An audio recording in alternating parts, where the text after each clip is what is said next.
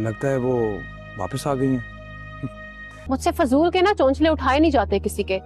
नाजू, तुम्हें इस तरह बात नहीं करनी चाहिए। रुक जाती? अम्मी तुम्हारी है, मैं क्यों रुक जाती? आप फुर्सत से शॉपिंग जो करके आई हैं, इसीलिए मैंने अंदाजा लगाया। तुम्हारा मसला क्या है? सुना है आपकी सास की बहुत मेजर सर्जरी हुई है। मुझसे फजूल एक्सपेक्टेशंस रखने की कोई जरूरत नहीं है अब्रेश।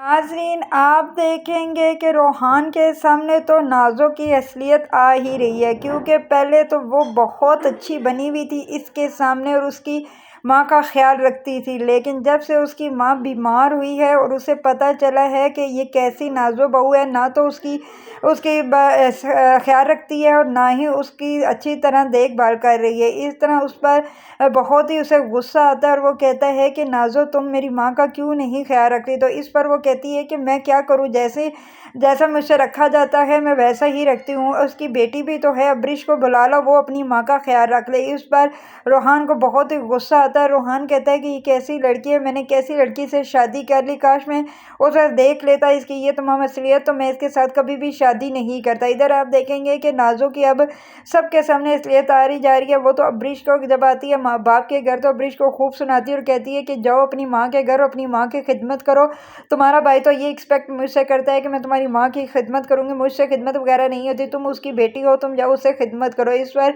अब्रिश कहती है क्या हो गया नाज़ो भाभी, तुम्हें तो चाहिए था कि तुम मेरे माँ की खिदमत करो, मैं अपनी माँ की खुद खिदमत करी। अभी जब कह रही होती है तो वहाँ पर सुंदर पे बैठी होती है। सुंदर कहती है कि तुम कैसी बातें कर रही हो नाज़ो, तुम ज़रा तमीज़ से तो बात करो। उस पर कहती है कि आप तो चुप ही रहे। ऊपर से परवेज़ आ जाता है, जब परवेज़ ये सब कुछ सुनता है तो वो हैरान हो जाता है और कहता है कि ये नाज़ो कैसी लड़की है। वो उसे कहता है कि मुझे पता चला कि आपकी सांस की मेजर सर्जरी हुई है। तो वो कहती है कि मुझे नहीं पता, आप चुप ही हो जाएं, इस मामले में मेरे से कोई बात ना करें।